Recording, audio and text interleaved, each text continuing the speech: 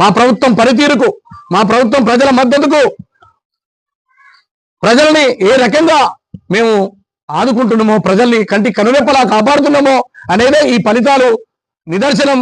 అందుకే ఈ రాష్ట్రంలో రేవంత్ రెడ్డి గారి నాయకత్వంలో తిరుగులేదు, ఎదురులేదని కూడా మరొకసారి మనవి చేస్తా ఉన్నా. ఓటమి చెందినటువంటి వారి ఎవరైతే కాంగ్రెస్ పార్టీ శ్రేణులు ఉన్నారో, చాలా మంది పోటీ పడినటువంటి అభ్యర్థులు ఉన్నారో, నిరాశకు లోను కావద్దు. మీకు ఎంపీటీసీలు, జెడ్పీటీసీలు, రకరకాల సహకార ఎన్నికలు ఉన్నాయి. అనేక ఎన్నికల్లో మీకు అవకాశాలు వస్తాయి.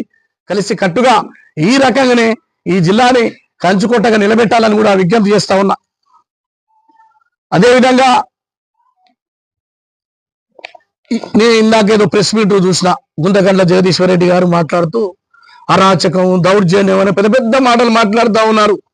అయ్యా జగదీశ్వర్ రెడ్డి గారు, అనేక మంది ఆనాడు 2014లో కానీ 18లో 19లో జరిగినటువంటి స్థానిక సంస్థ ఎన్నికల్లో ఎంపీటీసీలు, జెడ్పీటీసీలు గెలిస్తే దొంగతనంగా దౌర్జన్యం చేసి, గుండాయుధం చేసి తీసుకుపోయినటువంటి చరిత్ర బీఆర్ఎస్ పార్టీ సార్.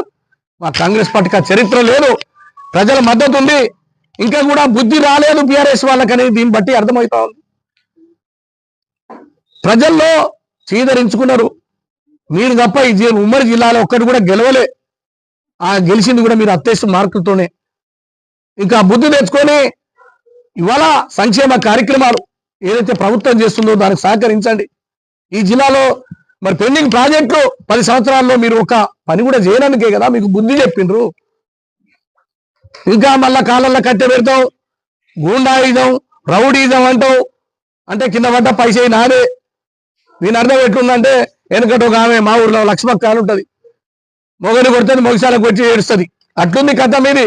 డబ్బులు పంచి రాజకీయాలని అత్యంత భయంకరంగా తయారు చేసి ప్రజాస్వామ్యానికి విలువ లేకుండా పోలీసు వాళ్ళ వ్యాన్లలో మన ఓటుకును అది ఏదైతే మరి జరిగిందో ఫోన్ ట్యాపింగ్ సందర్భం లోపల ఏం తేలింది? అలా ఫోన్ ట్యాపింగ్ లో పోలీసుల వ్యాన్లలో డబ్బులు వంచారు సార్. మీరు పోలీసులనే మిమ్మల్ని ఏజెంట్ పెట్టుకొని ఈ రకంగా నడిపించిన చరిత్ర బీఆర్ఎస్ పార్టీది.